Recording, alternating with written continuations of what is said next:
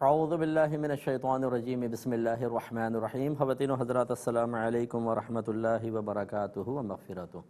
Programme احکام شریعت اور فقہ حنفی سے متعلقہ مسائل کے ساتھ آپ کی خدمت میں حاضر ہیں، اور پھر کچھ کویسچن ہیں۔ بہن نے کہا کہ میں ایک گورنمنٹ ملازم ہوں، ایک گورنمنٹ اسکیم کے تحت مجھے ایک پلاٹ خریدنے آفر ہوا، تو اس کی پیمنٹ 3 لاکھ دینی تھی، میرے شوہر نے دے دی، اور بعد میں مجھ سے اس کا مطالبہ فی الحال تو نہیں کیا کہ مجھے دیں، لیکن پھر ہمارے درمیان سیپریشن ہو گئی، اور کچھ عرصے بعد ویسے شوہر نے کہا کہ بھی مجھے دے دینا، لیکن سیپریشن ہو گئی۔ اب وہ مجھ سے کوئی مطالبہ نہیں کر رہے، تو مجھے یہ 3 لاکھ واپس کرنے ہوں گے یا نہیں؟ دیکھیں، 2 مسئلے ہیں یہاں پر۔ پہلی بات تو یہ کہ ایجاب و قبول کے بعد اگر شوہر بیوی کو اور بیوی شوہر کو کوئی گفٹ دیتا ہے تو پھر وہ سیپریشن کے باوجود بھی وہ واپس نہیں لے سکتے ہیں، لیکن اگر شادی ہونے کے بعد آپس میں کوئی چیز بطور ادھار، بطور قرض اگر دیتے ہیں تو فریق ثانی کو واپس کرنا لازم ہے، چاہے شادی قائم رہے یا ختم ہو جائے۔ آپ کے یہاں جو صورتحال ہے وہ ایسی ہی بنتی ہے کہ شوہر نے 3 لاکھ آپ کے پاس نہیں ہوں گے فوری طور پر دے دیے، اور ان کا بعد میں آپ کے ہی کہنے کے مطابق مطالبہ کرنا ثابت کرتا ہے کہ انہوں نے وہ قرض کے طور پر دیے تھے اور واپس طلب کیے۔ اب اگرچہ وہ نہ بھی مانگ رہے ہوں تو بہرحال آپ کو دینا واجب ہے۔ واجب کا مطلب لازم ضروری ہے، لیکن کیا آپ تاخیر کریں گے تو گناہ گار ہوں گی؟ یہ بھی ایک بات یاد رکھیں، اگر آپ نے کسی کو ادھار دیا ہے اور کوئی مدت وغیرہ مقرر نہیں اور سامنے والا مطالبہ نہیں کر رہا، تو اگر آپ کے پاس پیسے ہیں تو بہت بہتر ہے کہ فوراً سے پیشتر دیں تاکہ قرض کا وبال سر سے اترے، لیکن اگر سامنے سے مطالبہ نہ ہو اور آپ کچھ تاخیر کر دیں تو آپ بالکل گناہ گار نہیں ہوں گے۔ ہاں، اگر مطالبہ سامنے سے ہو اور آپ دینے پہ قدرت رکھتے ہیں تو ہمارے اکثر لوگوں کی عادت ہوتی ہے ٹال مٹول کرتے رہتے ہیں، پیسہ لیتے ہوئے لہجہ ملائم ہوتا ہے، وقت بھی نکال لیتے ہیں، لیکن جب پیسہ دینے کی باری ہوتی ہے تو لہجہ سخت کر لیتے ہیں اور کالز تک اٹینڈ کرنا چھوڑ دیتے ہیں۔ پیسہ ہے لیکن اپنے سے جدا کرنے کو دل نہیں چاہ رہا، حالانکہ اسی کا پیسہ ہے۔ اس صورت میں جتنی تاخیر کریں گے گناہ گار ہوتے رہیں گے۔ یہ کچھ مسائل ہیں، اچھی طرح ذہن میں رکھنے چاہیے۔ یہ کہتے ہیں کہ ہم نے بائیولوجی میں یہ پڑھا کہ سیلز جو ہوتے ہیں انسان کے وہ زندہ ہوتے ہیں۔ اب زید نے کہتا ہے کہ میں نے تو سائنس میں مطلب مذہب یہ کہتا ہے کہ یہ جاندار چیزیں نہیں ہوتی ہیں، کیونکہ شریعت اس کو مردہ کہتی ہے، تو اس کو زندہ ہم مانیں یا مردہ مانیں؟ دیکھیں، سائنس اگر کسی چیز کو زندہ کہتی ہے تو وہ اس اعتبار سے کہ وہ چیز اگر نشو و نما پا رہی ہو تو وہ اس کو اندر اس نشو و نما پانے کو زندگی کی علامت قرار دیتے ہیں۔ جیسے درخت بڑھتے ہیں تو وہ کہتے ہیں درخت جاندار ہیں، لیکن ہماری شریعت نے روح کا تصور انسانوں، جنات، جانوروں اور فرشتوں کے لیے دیا ہے کہ ان میں روح ہوتی ہے، باقی کسی کے اندر جو چیزیں ہوتی ہیں ان میں روح داخل نہیں کی جاتی۔ دیکھیں، آپ کے بال بھی مسلسل بڑھتے رہتے ہیں، اگر تو پرورش پانا روح کی علامت ہو، جس کی علامت مطلب اس میں روح کی موجودگی کی علامت ہو، حالانکہ روح کی علامت یہ ہوتی ہے کہ اگر اس چیز کو کاٹیں تو آپ کو تکلیف ہوگی، تو نہ درخت کاٹنے سے درخت کو تکلیف ہوتی ہے، وہ تو انکشاف نہیں ہوتا، لیکن بال تو ہم کاٹتے ہیں، اس میں کوئی تکلیف نہیں ہوتی۔ تو اگر آپ سائنس کو دیکھیں تو اس کے قانون کے مطابق تو بال جاندار ہونے چاہیے، لیکن ہماری شریعت اس کو بے جان ہی سمجھتی ہے۔ تو بہرحال خلاصہ کلام یہ ہے کہ اگر سائنس اس کو جاندار کہتی ہے تو سائنس کا اعتبار کرتے ہوئے اگر آپ گفتگو کر رہے ہیں تو آپ سیلز کو جاندار قرار دے سکتے ہیں۔ اگر آپ سے شریعت کا موقف معلوم کیا جائے تو آپ اس کو مردہ یا بے جان کہہ سکتے ہیں، اس میں آپس میں کوئی ٹکراؤ نہیں ہوگا۔ اور پھر ہمیں کویسچن مزید یہ کیا تھا کہ ایک پوسٹ کسی نے یہ ڈالی انٹرنیٹ کے اوپر، اس میں لکھا ہوا تھا، نیچے ایک بچہ بٹھایا ہوا، اوپر لکھا ہوا تھا اگر بچے مسجد میں شرارت کریں تو درگزر کریں، کیونکہ بچے ٹی وی انٹرنیٹ چھوڑ کر مسجد آتے ہیں، کل یہی ہمارے دین کو زندہ رکھیں گے۔ ایسی پوسٹ ٹھیک ہے؟ بالکل غلط ہے، اور یہ وہ شخص ہیں کہ جو ڈیڑھ ہوشیار قسم کے لوگ ہوتے ہیں کہ جو اپنے ذہن کو بس استعمال کرتے ہیں اور ان کے اذہان تعلیم شرع سے خالی ہوتے ہیں۔ تو یہ بیچارے بعض لوگ ہوتے ہیں، شوق بہت ہوتا ہے دین کے کام کرنے کا، ایسی بہت سے دانشور ہوتے ہیں جنہوں نے دین کو پڑھا تو نہیں ہوتا، لیکن وہ اپنی سوچ کے مطابق اچھا مشورہ دینے کی کوشش کرتے ہیں۔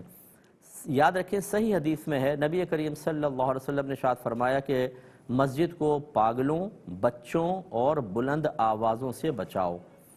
اب اس میں تفصیل یہ ہے کہ اتنا چھوٹے بچے کو مسجد میں لے کر آنا کہ وہ پیشاب وغیرہ کے بھی نہ بتا سکے، آلودہ کر دے، چاہے آپ پیمپر باندھ کے لے کر آئیں، یہ حرام ہوتا ہے، انہیں مکروہ تحریمی، بہت شدید گناہ ہے۔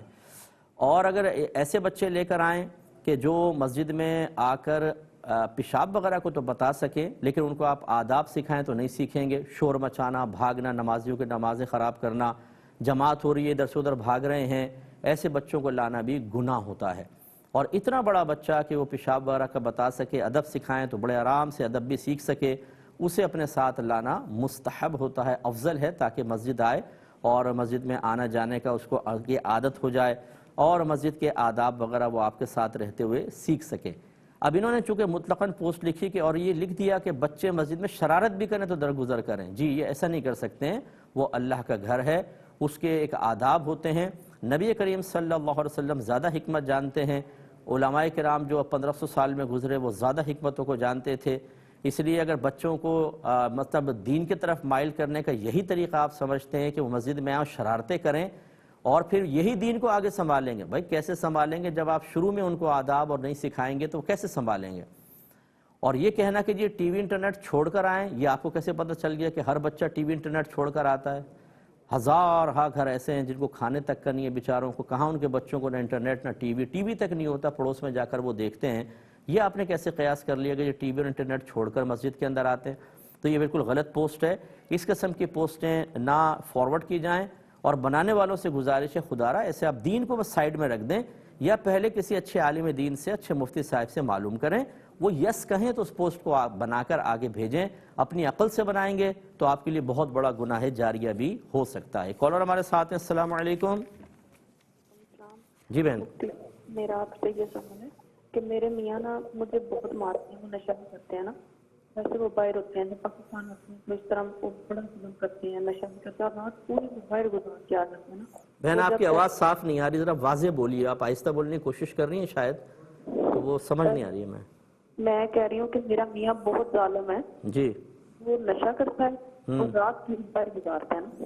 جی تو جب صبح کے ساری ٹائم آتا ہے تو میں کہتی ہوں اتنی لیٹ آ تو کوئی بھی بات ہو جائے وہ مجھے بہت مارتا ہے اور گالیاں دیتا ہے. ٹھیک ہے. جس طرح وہ مجھے اتنا گالیاں دیتا ہے. ہاں پوچھنا کیا چاہ رہی ہیں؟ ٹھیک ہے وہ تو بتا دیا نا آپ نے. اب پوچھنا کیا چاہ رہی ہیں؟ یہ پوچھنا چاہ رہی ہوں کہ میں گناہ گار ہوں، اس میں اگر وہ مجھے گالیاں دیتا ہے میرے منہ سے بھی کچھ نکل جائے. جی ٹھیک ہے. ہاں ٹھیک ہے بتا دو. ایک اور کالر ہیں. السلام علیکم. وعلیکم السلام. مفتی صاحب میں 3 سوال تھے. جی جی بولیے، کہیں فرمائیں. جیسے بھائی آپ کی آواز آ رہی ہے، آپ بولتے جائیے. جی پہلا سوال، جیسے مقتدی نے اگر لقمہ دیا اور امام نے اگر 3 ہیلو پھر اس پر سجدہ صاحب بھی کیا. نہیں، مقتدی نے لقمہ دیا پھر کیا ہوا؟ مقتدی نے لقمہ دیا، امام صاحب نے قبول کر لیا، جبکہ 3 آیت سے زیادہ پڑھ چکے تھے، اس پر انہوں نے سجدہ صاحب بھی کیا، تو کیا اس کا نماز ہو جائے گی یا واجب الادا ہو؟ ٹھیک ہے. اور دوسرا سوال یہ ہے کہ اگر امام صاحب ایک امام ہے، فجر میں نہیں آتے، کبھار آ گئے اور لیکن 4 وقت جماعت میں آتے ہیں، تو اس امام کی پیچھے نماز صحیح ہوگی؟ ٹھیک ہے. بس ایک آخری سوال ہے مفتی صاحب، کسی قرآن میں کسی نے 350 کہا، میں نے 250 کہا، اس نے 300، اس طرح دام در کیا، تو کیا قرآن شریف کا دام در کرنا گناہ ہوتا ہے؟ میں سمجھا نہیں، تیسرا کوشچن نہیں سمجھ میں آیا. مطلب کسی نے بولا کہ 350 کہ ہم نے قرآن دیا ہدیہ، مطلب بیچ رہا ہوں، اس نے بولا کہ بھائی 250. سمجھ گئے؟ جی بس ٹھیک ہے بتاتا ہوں. میں عرض کرتا ہوں. ایک کویشچن یہ ہوا، آفر ہی تھا، ہم سے یہ کویشچن کیا گیا تھا کہ یہ احرام میں آج کل ماسک لگا کر آپ کو پتہ ہے کہ عمرہ ادا کیا جا رہا ہے. وہ کہتی ہے اگر آپ ماسک لگایا کافی دیر تک تو اس پہ دم ہوگا یا کفارہ لازم ہوگا. دیکھیں اگر آپ 12 گھنٹے لگاتار 4 پہر جس کو کہتے ہیں لگاتار ماسک پہنتے رہیں اور اس کو اتاریں نہیں درمیان میں بالکل، تو پھر تو دم لازم ہوگا. اور میرے خیال میں ایسی کنڈیشن ہوتی نہیں. عمرے کے دوران آپ کر رہی ہیں پھر آ کے اتار دیا، جیسے روم وغیرہ کے اندر ایسے ہی ہوتا ہوگا. تو بہرحال اگر 12 گھنٹے تک لگاتار ہوا دم ہے، اس سے کم کے اندر کفارہ ہوتا ہے. کفارے کا مطلب یہ ہے کہ آپ صدقہ فطر کی مقدار دے دیجئے گا. ٹھیک ہے نا. ایک صدقہ فطر کی مقدار جو پاکستانی روپیز کے اعتبار سے 200 روپے تقریباً بنتے ہیں آج کل، وہ چاہے آپ حرم میں دیں چاہے حرم کے باہر. جب بھی آپ پر دم لازم ہوگا، دم کا مطلب بکرا یا دمبا ذبح کرنا، وہ حدود حرم میں کرنا ہوتا ہے، اور صدقہ وغیرہ لازم ہو جائے، کفارہ لازم ہو جائے، تو پھر یہ آپ آؤٹ آف سٹی یا آؤٹ آف حدود حرم بھی کر سکتے ہیں. تو اس لیے آپ گھر آ کر کر لیں، کوئی مسئلہ نہیں ہے. لیکن بہرحال احرام چاہے مجبوری کی حالت میں ہو چاہے گورنمنٹ نے زبردستی پہنایا ہو، اس پہ کفارہ لازم ہوتا ہے. ہاں یہ الگ بات ہے کہ آپ گناہگار نہیں ہوں گے چہرہ ڈھکنے کی بنا پر کیونکہ مجبوری ہے، لیکن بہرحال کفارہ ادا کرنا ہوگا۔ ایک کالر ہمارے ساتھ ہیں۔ السلام علیکم۔ جی وعلیکم السلام مفتی صاحب۔ جی میرے سوال ہیں کچھ جی بولیے۔ کچھ انویسٹمنٹ شیئرز میں کی تھی اور اس پہ 1 سال گزر گیا ہے، جی تو زکوٰۃ کا کیا حکم شرع ہوگا؟ ٹھیک، اور دوسرا یہ کہ جو شخص عمرہ کر لے اس پہ کیا حج فرض ہو جاتا ہے؟ اور جی بولیے، کرنا کیا؟ میں سمجھ نہیں پایا آخری کوشچن، چلیں انشاءاللہ دوبارہ کال کر لیجیے گا۔ ایک انہوں نے کہا کہ آج کل جو ہے وہ جدہ میں ہمیں روک لیتے ہیں اور وہاں کرنٹینہ کرنا پڑتا ہے، تو اگر کوئی ایسا کرے کہ جدہ بغیر احرام کے چلا جائے، پھر کچھ وقت وہاں گزار کر پھر میقات سے باہر نکل جائے جیسے طائف وغیرہ کی میقات، اور وہاں سے احرام پہن کے دوبارہ آ جائے، تو کیا حکم شرع ہوگا؟ دیکھیں جدہ اگر آپ پاکستان سے جا رہی ہیں، یعنی درمیان میں میقات آتی ہو، بس یہ سمجھ لیں، اور آپ جدہ پہنچ گئے تو بغیر احرام کے گزرنا گناہ ہوتا ہے، احرام کے ساتھ ہی جانا ہوگا اور اس پر دم لازم ہو جاتا ہے۔ لیکن اگر آپ وہاں پر ٹھہر کر پھر دوبارہ میقات کراس کر لیں اور واپس اندر آئیں احرام کے بعد، تو جو دم لازم ہوا تھا وہ ساقط ہو جائے گا، ختم ہو جائے گا۔ ایک تو یہ مسئلہ ہے۔ دوسرا، ایک اس کی یہ صورت ہو سکتی ہے کہ آپ مکے کا قصد و ارادہ نہ کریں، بغیر احرام کے صرف جدہ جانے کا ارادہ کریں، اور جدہ میں کوئی کام نکال لیں، مثال کے طور پہ رشتہ دار ہیں تو ان سے ملنے کا ارادہ کریں، بھی ہم آپ سے ملنے آ رہے ہیں، چاہے ضمناً یہ بھی ہے کہ بھی حج عمرہ بعد میں کریں گے، ہم آپ سے ملنے آ رہے ہیں، وہاں جائیں، ملیں، 1-2 دن ٹھہریں، اور اس کے بعد وہاں سے پھر احرام پہن کر آپ مکے آ جائیں۔ کیونکہ فقہ حنفی کے روشنی میں اگر کوئی ڈائریکٹ مکہ جانا چاہتا ہے اور میقات کے باہر سے آتا ہے تو احرام لازم ہے، لیکن اگر میقات کے اندر اور حدود حرم سے باہر اسے کوئی کام ہے، جیسے یہ جدہ حدود حرم سے باہر ہے، میقات کے اندر ہے، تو پھر میقات سے گزرتے ہوئے احرام کی پابندی لازم نہیں ہے۔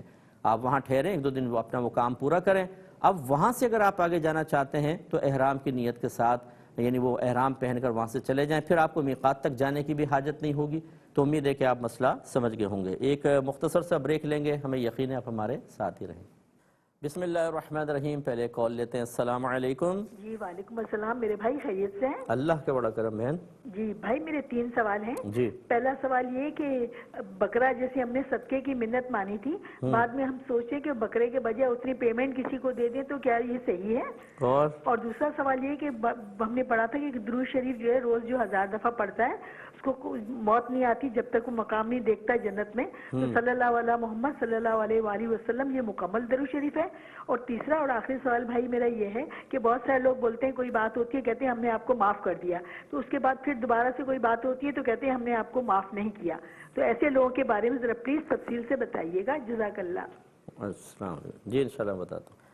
ابھی یہ کویسچن لیتے ہیں، بہن نے فرمایا کہ میرے شوہر جو ہیں وہ مجھے مارتے ہیں، پیٹتے ہیں، نشہ بھی کرتے ہیں، گالیاں وغیرہ دیتے ہیں، ساری رات باہر رہتے ہیں، صبح واپس آتے ہیں، اور پھر جب کوئی جھگڑا ہوتا ہے تو مجھے بھی غصہ آ جاتا ہے اور میں جواب میں کوئی بات کہہ دیتی ہوں، تو کیا میں گناہگار ہوں گی؟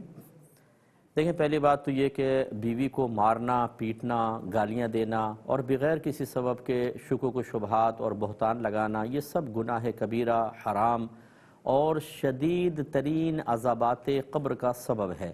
نبی کریم صلی اللہ علیہ وسلم نے شب معراج اور اس کے علاوہ جو آپ کو خوابوں میں روحانی معراجیں ہوئی ہیں اور وہاں جو عذابات قبر خاص طور پر دکھائے گئے، ان میں یہ تمام چیزیں تقریباً شامل ہیں۔ ظلم کرنا، شک کرنا، بہتان لگانا، بہت غلط قسم کے معاملات ہوتے ہیں، لہٰذا آپ کے شوہر بہت گناہگار ہو رہے ہیں، انہیں اللہ کی بارگاہ میں توبہ کرنی چاہیے۔ دوسری بات یہ ہے کہ صبر ہی کرنا چاہیے، کیونکہ آپ صبر کریں گی تو آپ کو بہت ہی اجر و ثواب ملے گا، اور جواب دے دینا، بدلہ لے لینا، یہ صبر کے خلاف ہوتا ہے اور اس میں آپ کا ثواب ضائع ہوگا۔ لیکن کیا آپ گناہگار بھی ہوں گی کہ نہیں ہوں گی، اس میں مطلب یہ کہ تھوڑی سی تفصیل ہوتی ہے۔ اگر عورت برداشت کرتی چلی جا رہی ہے، کبھی ایسا ہوا کہ طبعی تقاضا ہو گیا، اس کی عادت میں شامل نہیں ہے، وہ شوہر کے مقام و مرتبے کو سمجھتی بھی ہے، جیسے کہ آپ کا کویسچن کرنا ہی ثابت کرتا ہے کہ آپ کو یہ احساس ہے کہ اگر میں جواب میں کچھ کہتی ہوں تو میں گناہگار ہو سکتی ہوں، اس طرح کی صورتحال ہے، اور کبھی جوش میں آ کے کبھی ایسا ہوتا ہے کہ ناقابل برداشت چیز ہو جاتی ہے، منہ سے کچھ نکل جائے، امید ہے اللہ کی رحمت سے کہ اللہ تعالیٰ درگزر فرما دے گا، اس صورت میں آپ گناہگار نہیں ہوں گی، لیکن بہتر یہ ہے اس میں بھی احتیاطاً توبہ کر لیں۔ لیکن اگر آپ نے بھی دو بدو جواب دینے کی عادت بنا لی اور آپ شوہر کو اس کے گناہوں کی وجہ سے صحیح چاہے حقیر سمجھنا شروع ہو گئیں اور آپ سمجھتی ہیں اب یہ قابل تعظیم نہیں رہا، یہ غلط چیز ہوتی ہے۔ یہ یاد رکھیں، اس میں پھر آپ گناہ گار ہوں گے۔ شوہر کتنا ہی گناہ کرے، چاہے وہ کتنا ہی خراب قسم کا کیوں نہ ہو، پھر بھی ایک جہت سے وہ اللہ کی نعمت ہے۔ یہی وجہ ہے کہ اس قسم کے شوہر کی بیوی، اس قسم کے شوہر کا اگر انتقال ہو تو اس کی زوجہ پر 4 ماہ 10 دن سوگ کرنا بہرحال واجب ہوگا۔ اور یہ سوگ اظہار غم کیوں ہوتا ہے؟ نعمت شوہر چھن جانے پر ہوتا ہے۔ اس کا مطلب ہے کہ گناہوں کے باوجود شوہر ایک جہت سے نعمت ہی ہے عورت کے لیے، اس لیے آپ بھی تھوڑی ہمت کریں اور اپنے شوہر کو بھی پیار محبت سے سمجھائیں، اللہ تعالیٰ اس کو سمجھ عطا فرمائے اور یہ معاملات ختم ہوں۔ اور ضمناً ایک بات میں عرض کر دیتا ہوں، جتنے والدین مجھے سن رہے ہیں، کہ بعض اوقات ہم خود اپنے بچوں کو اس اسٹیج تک پہنچاتے ہیں، ہم آپس میں لڑتے ہیں، جھگڑتے ہیں، بچے سہمے ہو کے ہمیں دیکھ رہے ہوتے ہیں، باپ گالیاں بک رہا ہے، ماں دو بدو جواب دے رہی ہے، وہاں سے تھپڑ پڑ رہا ہے، اور گھر کا ماحول ایک ٹینس والا ماحول ہو جاتا ہے۔ بچے اسکول میں جا کر بیٹھے ہوتے ہیں، گھر کے مناظر چل رہے ہوتے ہیں، نہ پڑھائی میں دلچسپی، نہ ان کی شخصی اور ذہنی تعمیر ہو پاتی ہے۔ آپ اپنے بچوں کے ساتھ کیا کر رہے ہیں؟ آپ انہیں نفسیاتی مریض بنا دیتے ہیں، یہ غلط چیز ہے۔ تو اپنے بچوں کو اچھی تعلیم بھی دیں، دینی تعلیم، کس طریقے سے وہ اپنا ازدواجی زندگی کو بہتر بنائیں، اور اس تعلیم کو اپنے اوپر نافذ کر کے بہترین رول ماڈل بنیں، تاکہ آپ کے بچے، آنے والی کوئی دوسری جو بچی آپ کے بچے کی بیوی بنے گی، اسے بھی ایسے عذابات نہ دیکھنے پڑیں۔ ہم اپنے مسئلے حل کرنے کے تو چکر میں ہوتے ہیں، نہ اس کے اسباب دیکھتے ہیں کہ کس سبب سے ایک شخص ایسا ہوا، کس سبب سے آپ ایسی ہوئیں، نہ ہم یہ سوچتے ہیں کہ اپنی اولاد کے لیے اب کیا کریں کہ یہ چیزیں آگے منتقل نہ ہو۔ اس سوچ کے لیے ہم بالکل تیار نہیں ہیں۔ جب تک آپ دین کو اپنے گھر میں داخل نہیں کریں گے، میں بار بار یہ کہتا ہوں، کبھی بھی یہ مسائل حل نہیں ہو سکتے ہیں۔ دین، اگر آپ کے شوہر آپ کے ساتھ ٹھیک ہوتے، پھر کچھ بھی کرتے، تو شاید آپ کو احسن نہ کرتے، اور شاید اگر کوئی بیوی شوہر کے ساتھ صحیح ہو، پھر نمازیں پڑھے نہ پڑھے، کوئی شوہر ہم سے ہی نہیں پوچھے گا میری بیوی نماز نہیں پڑھتی میں کیا کروں، ہمارے ساتھ تو ٹھیک ہے نا۔ ہمیں دین اس وقت یاد آتا ہے، میں آپ کی بات نہیں کر رہا ہوں بہن، یہ جنرلی بات کر رہا ہوں، اکثر دین اس وقت یاد آتا ہے ماں باپ کو بھی، بیوی کو، شوہر کو، جب ہمارے مفادات پہ ضرب لگتی ہے، جب ہمارے فائدے سلب ہونے لگتے ہیں، سامنے والا ہمارے ساتھ مس بیہیو کرتا ہے، غلط قسم کا رویہ اختیار کرتا ہے، یا ہمیں وراثت لینی ہوتی ہے، یا ہمیں کسی سے پیسہ لینا ہوتا ہے، پھر ہم دین کی طرف ضرور آتے ہیں، اور جب یہ مسائل ختم ہو جاتے ہیں پھر ہمیں پرواہ نہیں ہوتی ہے۔ خدا را دین کی طرف آئیے، اور کم از کم آنے والی نسلوں کے لیے ایک اچھا ماحول کریٹ کرنے کی کوشش کیجیے۔ یہ بھائی جان نے کویسچن کیا انڈیا سے کہ مقتدی نے لقمہ دیا، امام صاحب 3 آیات پڑھ چکے تھے، اس سے زائد پڑھ رہے تھے تو اس نے لقمہ دے دیا، انہوں نے لقمہ قبول کر لیا اور آخر میں سجدہ سہو کر لیا، تو کیا یہ نماز ہو گئی کہ نہیں ہو گئی؟ دیکھیں، پہلی بات یاد رکھیں، لقمہ کسے کہتے ہیں، ہمارے بہت سے بچے اور لوگ نہیں جانتے۔ لقمے کا مطلب ہوتا ہے کہ امام صاحب نماز پڑھا رہے ہیں، پیچھے والوں کو محسوس ہوتا ہے کچھ غلطی کر رہے ہیں، تو وہ اس کو ٹوکتے ہیں، مشورہ دیتے ہیں۔ تو یہ جو مشورہ دینا ہے یا ٹوکنا ہے، اسے کہتے ہیں لقمہ دینا۔ امام اعظم ابو حنیفہ رضی اللہ تعالی عنہ کے نزدیک لقمہ دینا اور امام کا لقمہ قبول کرنا، اس میں تعلیم اور تعلم والا معنی ہے۔ تعلیم معنی سکھانا، تعلم معنی سیکھنا، اور امام اعظم کے نزدیک سیکھنا سکھانا جو ہے یہ ایک بڑا عمل ہے، ایک ایسا عمل ہے کہ نماز میں یہ نہیں ہونا چاہیے، چنانچہ اگر یہ نماز میں ہوگا تو نماز ٹوٹ جائے گی۔ اچھا، اب بعض اوقات لقمہ دینا ضروری بھی ہوتا ہے، تو لہٰذا پھر فقہا نے فرمایا جہاں بہت ہی ضروری ہو وہاں نماز ٹوٹنے کا حکم نہیں ہوگا، لیکن جہاں ضروری نہیں ہے وہاں پر لقمہ دیا تو غیر ضروری تعلیم و تعلم ہوگا اور نماز ٹوٹ جائے گی۔ سب سے پہلے یہ دیکھنا ہوگا کہ اگر امام صاحب نے 3 آیات پڑھ لی تھی تو فرض بھی پورا ہو گیا، 3 آیات پڑھی تو واجب بھی ادا ہو گیا، انہیں چاہیے تھا کہ فوراً رکوع کرتے، لیکن اس مقام پر بعض فقہا نے لقمہ دینے کو صحیح قرار دیا 3 کے بعد بھی۔ اس کی وجہ یہ ہوتی ہے کہ ہو سکتا ہے امام صاحب اس 3 کے بعد کسی آیت میں الجھ رہے ہیں اور کچھ ایسا غلط پڑھ دیں کہ جس سے مفہوم بدل جائے، اس سے بھی نماز فاسد ہو سکتی ہے۔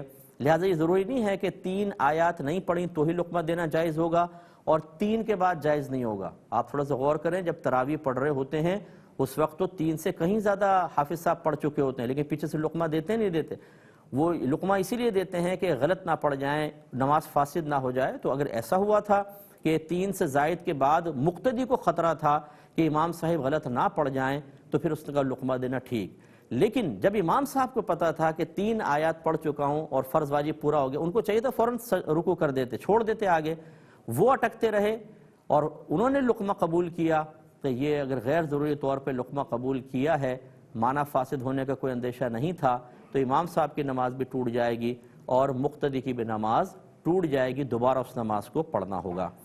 خلاصہ کلام یہ ہے کہ صحیح لقمہ دیا، امام صاحب نے صحیح لقمہ قبول کیا، ان کو نماز فاسد ہونے کا اندیشہ تھا تو لقمہ لینا ٹھیک، پھر نماز صحیح رہی، ورنہ نماز ٹوٹ جائے گی۔ اچھا، نماز اگر صحیح لقمہ لیا ہے، صحیح وقت پہ لقمہ دیا ہے، تو اس میں آخر میں سجدہ صاحب کی ضرورت کیا تھی؟ سجدہ صاحب نہیں ہونا تھا، یہ غیر ضروری امام صاحب نے کیا، تو بہتر ہے کہ آپ اس نماز کو دوبارہ لوٹا لیجئے۔ یہ کہتے ہیں کہ امام صاحب میں فجر کی نماز میں کبھی کبھاری آتے ہیں، باقی 4 نمازیں پوری پڑھاتے ہیں، ان امام صاحب کا کیا حکم ہوگا؟ دیکھیں، سب سے پہلے دیکھا جائے گا کہ امام صاحب اپنے حجرے میں ہوتے ہیں کہ نہیں ہوتے۔ ہو سکتا ہے کہ وہ کہیں باہر ہوتے ہوں، جیسے بعض علماء بیان کرنے جاتے ہیں تو وہیں پر سو جاتے ہیں، پھر صبح دیر سے آتے ہیں۔ اگر ایسا ہے، حسن ظن قائم رکھیں اور یا پھر تھوڑی سی تحقیق کر لیں۔ اگر تو ایسا ہی ہے کہ وہ وہاں موجود ہی نہیں ہوتے حجرے میں، اس وجہ سے نہیں آتے اور کمیٹی نے اجازت بھی ان کو دی ہے، پھر تو کوئی مسئلہ نہیں ہے۔ حجرے میں موجود نہیں ہوتے، کمیٹی نے اجازت نہیں دی ہے، پھر وہ غلط کر رہے ہیں کہ وہ اجارہ انہوں نے 5 نمازوں کا کیا ہوا، ایک نماز چھوڑ رہے ہیں، اس صورت میں عادت بنا لیں گے تو گناہگار بھی ہوں گے۔ ہاں، اگر وہ چلے جاتے ہیں، کمیٹی نے اجازت نہیں دی، چلے جاتے ہیں لیکن اپنا متبادل امام چھوڑ جاتے ہیں وہاں پر، پھر یہ صحیح ہو جائے گا، اس کی گنجائش نکلے گی۔ لیکن جو تیسری صورتحال ہے کہ وہ حجرے میں ہوتے ہیں اور سستی کر کے پڑے رہتے ہیں، فجر کی نماز نہیں پڑھاتے، تو یہ گناہ کبیرہ ہے۔ ترک جماعت ان کے لیے منع، وہ تو ویسے ہی امام لیڈ کرتے ہیں وہ، اور اگر وہ نماز قضا ہی کر دیتے ہیں، گناہ کبیرہ۔ اگر ایسی صورتحال ہے، پھر یہ امام صاحب نماز پڑھانے کے اہل نہیں ہیں، ان کو یا تو تلقین کر کے ہدایت کی طرف لائیں، ورنہ ان کو پھر یہاں سے فارغ کرنا چاہیے۔ یہ کہتے ہیں کہ بعض اوقات ہم قرآن خریدنے جاتے ہیں تو پھر قیمت وہ کہتا ہے 2500، ہم کہتے ہیں 2000، اس طرح قرآن کے بارے میں بارگیننگ کرنا یہ صحیح ہے یا نہیں ہے؟ دیکھیں، کر سکتے ہیں لیکن بڑے ادب اور احترام کے ساتھ کریں۔ قیمت بعض اوقات ایک شخص زیادہ بتا رہا ہوتا ہے، آپ بالکل اس کو کم کروا سکتے ہیں، بلکہ میں گزارش کروں گا جو اس طرح قرآن وغیرہ سیل کر رہے ہوتے ہیں، انہیں چاہیے بڑی واجبی سی قیمت رکھیں تاکہ لوگ زیادہ سے زیادہ خریدنے کی طرف آئیں، ٹھیک ہے نا؟ اگر آپ بہت مہنگا رکھیں گے تو عام آدمی خریدے گا نہیں، پھر مسجد میں پڑھ سکتا ہے، گھر خالی ہوگا، ایسا نہیں ہونا چاہیے، لیکن بہرحال ہے یہ جائز۔ ایک بھائی نے کہا کہ ہم نے شیئرز میں کچھ انویسٹمنٹ کر رکھی ہے، اس پہ زکوٰۃ کا کیا حکم ہوگا؟ دیکھیں، جتنی انویسٹمنٹ آپ نے کی ہوئی ہے سال کے آخر میں اسے اپنی جو باقی آپ کے پاس ایسڈ ہے، سونا چاندی ہے، روپیہ ہے، مال تجارت، اس کا ٹوٹل نکال کر اسے اس میں ایڈ کریں، ٹھیک ہے نا؟ اس کو ایڈ کرنا ہوگا، ٹوٹل پر زکوٰۃ نکلے گی۔ ایک یہ کہتے ہیں کہ سنا یہ ہے کہ اگر کسی نے عمرہ کر لیا تو اس پہ حج فرض ہو جاتا ہے۔ دیکھیں، یہ بالکل غلط مسئلہ ہے، اس کا حج کی فرضیت سے کوئی تعلق نہیں ہے۔ اللہ قرآن پڑھ لیں، اللہ تبارک و تعالیٰ نے حج کی فرضیت کو نان نفقے کے ساتھ مشروط رکھا ہے، یعنی جس کے پاس زیادہ راہ ہے وہ اس پر حج فرض ہے۔ زیادہ راہ کیا ہوتا ہے؟ آپ پورا اخراجات جو پیکیج ہوتا ہے کاروان والے دیتے ہیں، بعض اوقات یہ گورنمنٹ کا پیکیج ہوتا ہے، اتنا پیسہ آپ کے پاس ہونا چاہیے۔ اگر آپ شادی شدہ ہیں، گھر کی کفالت کرتے ہیں، تو اتنا مزید ہونا چاہیے کہ آپ کی غیر موجودگی میں گھر والے اس پیسے سے آرام سے گزارا کر سکیں۔ جب اتنا جمع ہو جائے، یہ حج کی فرضیت کے لیے لازم ہے۔ اس کے علاوہ آپ صحت مند بھی ہوں، راستہ پر امن وغیرہ، وہ تمام شرائط، لیکن یہ کہیں شرط نہیں ہے کہ اگر آپ نے عمرہ کر لیا تو حج فرض ہو گیا، ایسا نہیں ہے۔ اگر آپ نے عمرہ کر لیا اور پھر ساری زندگی آپ تنگ دست رہے، آپ کے پاس اتنا پیسہ ہی جمع نہ ہوا جو حج کے نصاب کے برابر پہنچتا ہے، تو آپ پہ حج فرض ہی نہیں ہوگا، تو لہٰذا یہ غلط مسئلہ ہے۔ یہ کہتی ہیں کہ ہم نے منت مانی تھی کہ اگر ہمارا فلاں کام ہو گیا تو ہم بکرا ذبح کریں گے۔ اب اگر ہمارا کام ہو گیا تو بکرا ہی ذبح کرنا ہوگا یا اتنی قیمت ہم دے سکتے ہیں؟ دیکھیں، یہ بکرا متعین کر لینے سے متعین نہیں ہوگا، آپ اس کی قیمت بھی دے سکتی ہیں۔ بہتر ہے کہ جو کہا ہے اللہ کی بارگاہ میں ویسا ہی کر دیں، اسے پکا کر یا گوشت وغیرہ غریبوں میں تقسیم کر دیں، لیکن اگر آپ اس بکرے کے علاوہ کوئی قیمت دینا چاہیں تو وہ بالکل دے سکتی ہیں۔ ایک انہوں نے کہا کہ سنا یہ ہے کہ جو 1000 مرتبہ درود پاک پڑھے تو حدیث میں ہے کہ اس وقت تک نہیں مرے گا جب تک جنت میں اپنا ٹھکانہ نہ دیکھ لے، تو یہ صلی اللہ علی محمد صلی اللہ علیہ وسلم یہ ہم پڑھ سکتے ہیں 1000 بار؟ دیکھیں، پڑھ تو سکتے ہیں لیکن اس میں نبی کریم صلی اللہ علیہ وسلم کی آل پاک پر درود پاک شامل نہیں ہے، تو یہ آپ یوں کریں کہ صلی اللہ علیہ وآلہ وصحبہ وسلم، یا صحبہ چلیں چھوڑ دیں، آپ صلی اللہ علیہ وآلہ وسلم، صلی اللہ علیہ وآلہ، آل کے اندر جب ہم صحابہ کو ملا کر آل کہتے ہیں تو پھر اس میں امت بھی شامل ہو جاتی ہے، سرکار کی اولاد پاک بھی شامل ہو جاتی ہے، صحابہ کرام بھی شامل ہو جاتے ہیں۔ یہ لفظ اتنا بڑھا لیں، صلی اللہ علیہ وآلہ وسلم، تو یہ اچھا رہے گا۔ اور 1000 بار اگر آپ پڑھنا چاہیں بالکل پڑھ سکتے ہیں، لیکن میں اکثر یہ سمجھاتا ہوں کہ طویل ترین وظائف پڑھنا ایک فضیلت کو حاصل کرنے کے لیے یہ بعض اوقات ہمیں اس سے کہیں زیادہ اہم چیزوں سے محروم کر دیتا ہے۔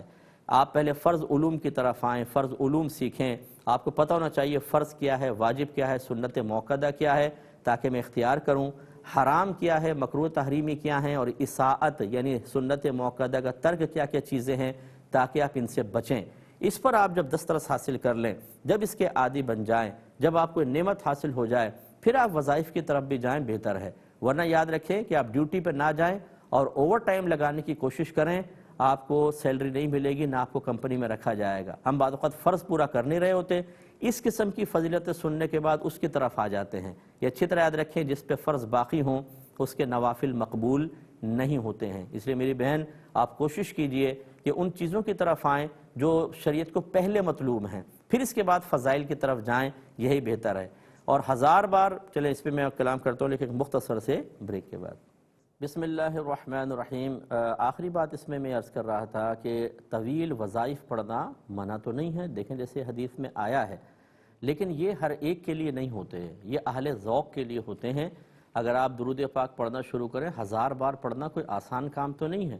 ایسا نہ ہو کہ آپ 40-50 کے اندر طبیعت میں نشاط ہو، 100 تک پہنچیں تو تھوڑی سی کوفت سی ہونے لگ جائے، 200-300 تک پہنچیں تو دل اچاٹ ہو جائے، اور 400-500 پر پہنچیں تو آپ بیزار ہو جائیں، اور بس یوں گرا کے اب تعداد دیکھ رہے ہیں جلدی جلدی پوری ہو جائے، تیز پڑھ رہے، سمجھ ہی نہیں آ رہا کہ خود سمجھ نہیں آ رہا کیا پڑھ رہے ہیں، لفظ چبا چبا کر تیز پڑھنا، اس ٹارگٹ تک پہنچنا مقصود ہے کہ 1000 کی تعداد پوری ہو جائے۔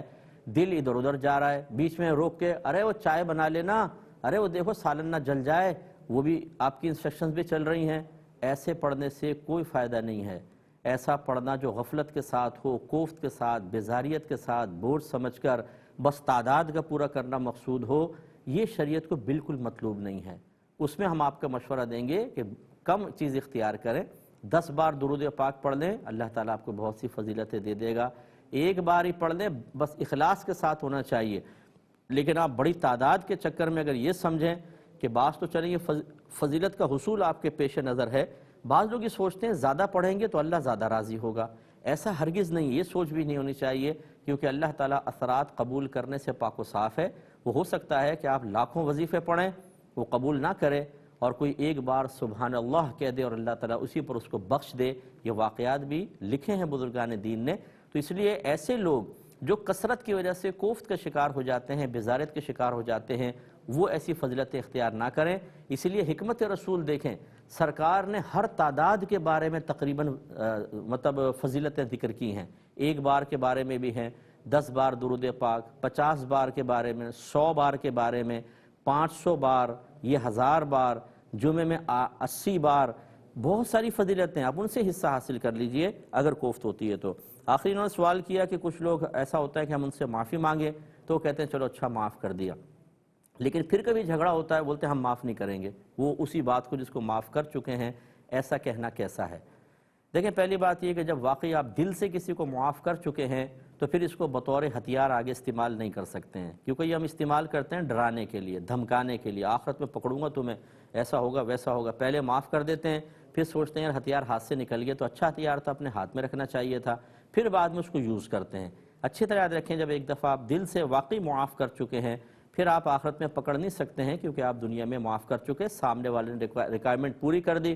شریعت نے اس کو یہی کہا تھا کہ اگر قصور ہے تو معافی طلب کر لو، اس نے معافی طلب کر لی، اب آپ آخرت میں کچھ گرفت نہیں کر سکتے ہیں۔ لہٰذا اگر کوئی واقعی دل سے معاف کر کے پھر ان جملوں کو دہراتا ہے تو آپ کوئی پرواہ نہ کریں، انہیں پیار سے یہ کہیں کہ آپ ایسا نہ کریں، اب آپ غلط کر رہے ہیں، ہم غلط نہیں کر رہے ہیں۔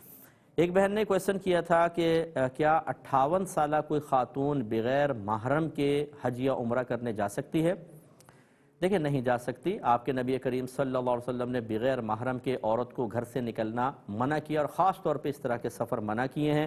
ہاں جب عورت 65-70 سال کی ہو جائے، غیر جاذب نظر ہو اس وقت شرعی احکام اس کے لیے تھوڑا سا بدل جاتے ہیں. لیکن 58 ایئرز ایسے ایج نہیں ہے کہ جس میں عورت بہت ہی اولڈ نظر آئے، اس میں نہیں نکل سکتی ہیں. اور یاد رکھیں بہت سی بہنیں جوش میں آ کر اللہ کی رضا کے لیے نہ علماء کی سنتی ہیں نہ مفتیان کرام کی، ہم تو اللہ کی رضا کے لیے جا رہے ہیں. وہی اسی رب کا قانون ہے، وہی نبی ارشاد فرما رہے ہیں کہ عورت گھر سے نہ نکلے. علماء فرماتے ہیں جو عورت بغیر محرم کے نکلے گی ہر قدم پہ اس کے گناہ لکھا جائے گا. اور بعض علماء کی تحقیق کے مطابق مکے کی ایک نیکی اگر 1 لاکھ کے برابر ہے تو گناہ بھی 1 لاکھ کے برابر ہے. ایسی عورتیں جو اس طرح کی جوش دکھا کر اور مفتیان کرام کو معاذ اللہ ثم معاذ اللہ حقیر سمجھ کے نظر انداز کر کے صرف کسی کاروان والے کے سمجھانے پر چلی جاتی ہیں کسی اور کی محرم بن کر اور جھوٹی لکھواتے ہیں تو وہ رحمت حاصل کر کے نہیں آئیں گے، ہزار کروڑوں نامے اعمال میں گناہ لکھے جائیں گے اور اس کا دنیا میں پتہ نہیں چلتا ہے، آخرت میں پتہ چلے گا. ایسی میری بہنوں کو صبر کرنا چاہیے. اگر کوئی محرم نہیں ہے صبر کریں، محرم ملے تبھی جائیں ورنہ ہرگز نہ جائیں. ایک اسکول ٹیچر نے ہمیں کہا کہ جب نیا سال آتا ہے تو بعض اوقات جو کتابیں پرنٹ کرنے والی کمپنیز ہوتی ہیں پرنسپل کے پاس آتی ہیں اور کہتی ہیں گرامر بک آپ یہ اسکول میں جاری کریں، بچوں کو کہیں یہی لیں، ہم آپ کو پیسہ دیں گے. پھر وہ 1 لاکھ روپے ہمارے پرنسپل کو گویا کہ دیتی ہیں اور پرنسپل صاحب وہ پیسہ ٹیچرز کے اندر تقسیم کر دیتے ہیں اور کہتے ہیں بچوں کو اسی کتاب کی ترغیب دی جائے. کیا حکم شرع ہوگا؟ دیکھیں یہ ایک مارکیٹنگ کا طریقہ ہوتا ہے، کمپنی بالکل ایسا کر سکتی ہے. اس میں بس یہ ضرور ہے کہ وہ کتاب معیاری ہونی چاہیے، اس میں بچوں کا حق سلب نہ ہو رہا ہو، کیسی 3rd کلاس قسم کی کتاب ہو کہ بچے پڑھیں تو کچھ حاصل نہیں ہوگا. اگر ایسا ہے تو پھر یہ جو پیسہ دینا ہوگا کمپنی کا رشوت ہوگا اور پرنسپل کا لینا رشوت لینا اور یہ گناہ ہوگا اور سب ٹیچر جو لینا سب گناہ گار ہوں گے. لیکن اگر کتاب بہترین معیاری ہے اور کمپنی یہ چاہتی ہے کہ یہ معیاری کتاب ادھر آئے لیکن بعض اوقات اسکول والے کچھ اور کتابیں لے رہے ہوتے ہیں، اگر وہ اس طرح مارکیٹنگ کر کے آفر کرتے ہیں اور پھر پرنسپل صاحب لے لیتے ہیں تو یہ لینا مباح ہوگا. یعنی اس میں ان کو کوئی گناہ نہیں ملے گا اور ٹیچرز کو بھی وہ دے سکتے ہیں. اس میں کتاب معیاری ہونی چاہیے، اسٹینڈرڈ والی ہونی چاہیے، بچوں کا کوئی حق اس میں سلب نہ ہو رہا ہو. یہ کہتے ہیں میں نے دکان پر ایک ملازم رکھا کسی کام کے لیے، تو کیا میں اپنی موٹر سائیکل اس سے صاف کروا سکتا ہوں کہ نہیں؟ دیکھیں جب آپ اس طرح کوئی نوکر وغیرہ رکھتے ہیں تو اس کو ہماری شرعی اصطلاح میں اجارہ کرنا کہتے ہیں. یعنی وہ اپنی سروس پرووائڈ کرتا ہے، آپ اس کو پیسہ دیتے ہیں اور اجارے کے اندر ٹائم اور کام پہلے سے طے ہونا چاہیے کہ آپ نے کیا کام کرنا ہے اور کتنا ٹائم آپ دیں گے. تو اگر آپ نے اس ملازم سے یہی کیا کہ ٹائمنگ بھی سیٹ ہے اور کام بھی سیٹ ہے، مثال کے طور پہ آپ کو کمپیوٹر پہ کام کرنا ہے یا آپ کوئی چیزیں اٹھا کے وہاں تک رکھنی ہیں، اگر آپ نے کام مخصوص ذکر کر دیا تھا پھر تو اضافی آپ دوسرا کام اس سے نہ کروائیں.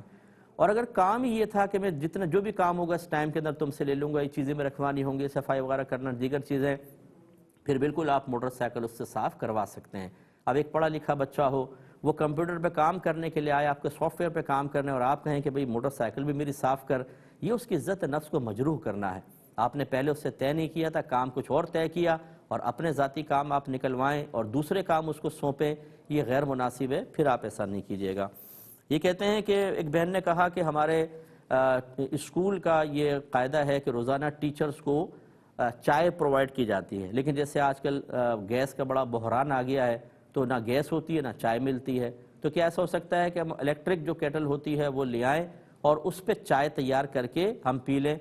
اس میں یقینی سی بات ہے کہ بجلی جو ہے وہ اسکول کی جلے گی، کیا حکم شرع ہوگا؟ دیکھیں اس میں آپ کو پوچھنا ہوگا، کیونکہ چائے اگر وہ دے رہے تھے، گیس جلنا اور پھر چائے کا میٹیریل فرض کر لیں اس کی قیمت، اور آپ اگرچہ اپنا میٹیریل لے کر آئیں یا فرض کریں میٹیریل جو ہے وہ چائے کا وہ وہیں سے لیں، لیکن بجلی کا بل جو ہے وہ کہیں زیادہ ہو سکتا ہے، تو پھر یہ تو اسکول کو بہت زیادہ نقصان ہوگا. اس لیے ایسی صورت میں بغیر اجازت ہم یہ کہیں گے صحیح نہیں ہے. آپ اسکول سے پرمیشن لیں، اگر وہ اجازت دے دیتے ہیں تو ٹھیک، نہیں دیتے تو پھر آپ یوں طے کریں کہ کچھ جتنا خرچہ گیس کا آتا تھا اور آپ میٹیریل وغیرہ دیتے تھے وہ نکال کر، اگر اضافی بجلی جل رہی ہے تو ہم ٹیچر تھوڑا بہت پیسہ دے دیتے ہیں تاکہ چائے تو پینے کو ملے. بچے شور مچا کے ان کو پڑھا کے دماغ چٹکنے لگ جاتا ہے. میں خود ٹیچر ہوں، مجھے پتہ ہے کہ کس قدر مشکل ہوتا ہے بعض اوقات پڑھانا. تو اس لیے اسکول سے بات کر کے ان سے ریکویسٹ کریں کہ تھوڑا سا خرچہ آپ برداشت کریں، کچھ ہم، اور اگر وہ خوش دلی سے کہتے ہیں کہ ٹھیک ہے آپ بنا لیں تو پھر تو سارا اسکول کے اوپر ہی ڈال دیجیے گا. ایک بھائی نے بچے نے پوچھا کہ میں نے ایک پوسٹ بنائی تھی 25 دسمبر سے پہلے اور اس میں نے یہ لکھا کہ جشن مولود النبی حضرت عیسیٰ علیہ السلام مبارک ہو۔ تو میں نے یہ سوچا تھا کہ جب ہمارے نبی کی میلاد منانا جائز ہے تو عیسیٰ علیہ السلام بھی تو ہمارے نبی ہیں، تو اس لیے پھر میں نے 2 علماء سے اس کے بارے میں پوچھا، انہوں نے پرمیشن دی، تو پھر میں نے اس کو ڈال دیا۔ لیکن مجھے یہ نہیں پتا تھا کہ 25 دسمبر واقعی عیسیٰ علیہ السلام کی ولادت کی تاریخ ہے یا نہیں۔ اس پر کہتے ہیں ایک صاحب نے مجھ پہ کفر کا فتویٰ لگا دیا کہ تم نے تو یہ کفر کیا ہے یہ ڈال کر، کیا واقعی ایسا میں نے جو کیا ہے کفر ہے؟ دیکھیں بالکل نہیں۔ جس طرح ہمارے نبی کریم صلی اللہ علیہ وسلم کی میلاد منانا جائز، عیسیٰ علیہ السلام کی اگر واقعی آپ کو تاریخ سے ہی پتہ ہے تو اس خاص تاریخ میں، اور نہیں بھی پتہ تو آپ ویسے بھی میلاد منا سکتے ہیں عیسیٰ علیہ السلام کی۔ ہمارے نبی کریم صلی اللہ علیہ وسلم کی ولادت باسعادت 12 تاریخ کے ساتھ ہم منسوب، یا 12 تاریخ کو اس کے ساتھ منسوب کرتے ہیں، لیکن آپ دیکھیں پورا سال ہی میلاد مصطفیٰ صلی اللہ علیہ وسلم کی محافل کا انعقاد ہوتا رہتا ہے، اور عیسیٰ علیہ السلام ہمارے نبی ہیں۔ لیکن یہ ضرور ہے کہ آپ اس انداز سے اور ان دنوں کے اندر ایسا کوئی معاملہ نہ کریں کہ کسی غیر قوم کے ساتھ مشابہت ہو اور کوئی آپ کے بارے میں اسی طرح کی کوئی بدگمانی کر بیٹھے۔ مسلمان کو ہر ایسے عمل سے بچنے کی کوشش کرنی چاہیے جو فی نفسی اگرچہ جائز بھی ہو، لیکن کسی اور قوم کی مشابہت ہو رہی ہو اور کوئی ہمیں دیکھے یا ہمیں مطلب یہ کہ ہر ایک شخص کو آپ کے مذہب کے بارے میں اگر نہیں پتہ وہ سمجھے گا شاید یہ بھی کوئی دوسرے مذہب سے تعلق رکھتا ہے، اس قسم کا معاملہ کرنا کہ اپنے آپ کو شک کی جگہ پر لے کے جانا، زنی کی بدگمانی کی جگہ پہ پیش کرنا، وہ بھی منع ہوتا ہے۔ لیکن بہرحال اگر آپ نے کیا تھا اس پہ کوئی کفر کا فتویٰ نہیں لگ سکتا تھا۔ میں ایسے بچوں سے خاص طور پہ گزارش کرتا ہوں جو سوشل میڈیا پہ تھوڑی تھوڑی باتوں کے اوپر فوراً کفر کا فتویٰ لگا دیتے ہیں، یہ آسان بات نہیں ہوتی۔ آپ کے نبی کریم صلی اللہ علیہ وسلم نے ارشاد فرمایا، جس نے کسی مسلمان کو کافر کہا اور وہ کفر کا اہل نہ ہو، یعنی وہ واقعی اس نے کوئی کام کفر والا نہیں کیا، تو یہ کفر کہنے والے کی طرف لوٹ آئے گا، جس کے ظاہر کو یہ رکھا علماء نے کہ کہنے والا دائرہ اسلام سے باہر ہو جاتا ہے۔ کیونکہ اس کی وجہ کیا ہے؟ ایک شخص کافر نہیں ہے، اسلامی عقائد ہیں، آپ کہہ رہے ہیں تم کافر ہو، اس کا مطلب ہے کہ آپ یہ کہہ رہے ہیں تیرے جو عقائد ہیں، جو نظریات ہیں وہ کفریہ ہیں، حالانکہ وہ تو اسلامی عقائد تھے۔ اسلامی عقائد کو کفریہ کہنے کی وجہ سے یہ شخص دائرہ اسلام سے خارج ہوگا۔ اب اس کو نقصان نہیں، کہنے والے کو نقصان ہے۔ تو اگر آپ یہ سمجھیں کہ کفر شرک کا فتویٰ دینا، بات پہ بدعتی قرار دے دینا، یہ کوئی بہت ہی قابل فخر چیز ہے، یہ بہت بڑی کوئی دین کی خدمت ہے، یہ بہت ہی اچھی چیز ہے، یا آپ کے مخلص ہونے کی علامت ہے، ایسا نہیں ہے بھائی جان۔ بعض اوقات الزام لگانے والا، یہ فتوے جاری کرنے والا اپنی قبر کھود رہا ہوتا ہے اور تباہ ہوگا۔ ان چیزوں سے بچیں، اللہ تعالیٰ عمل کی توفیق عطا فرمائے۔ اب چونکہ پروگرام کا وقت تقریباً ختم ہو رہا ہے، انشاءاللہ کل اسی وقت میں 8 بجے آپ سے دوبارہ ملاقات ہوگی۔ اس وقت تک کے لیے اپنے میزبان کو، ہمارے کیو ٹی وی کی پوری ٹیم کو اجازت مرحمت فرمائیں۔ آپ ہمارے لیے دعا کیجئے، ہم آپ کے لیے دعا گو ہیں۔ اللہ تعالیٰ مجھے بھی آپ کے ساتھ علم سیکھ کر اس کے تقاضے کے مطابق عمل کر کے اپنی آنے والی نسلوں کے لیے بہترین رول ماڈل بننے کی توفیق عطا فرمائے۔ آمین۔ وآخر دعوانا ان الحمد للہ رب العالمین۔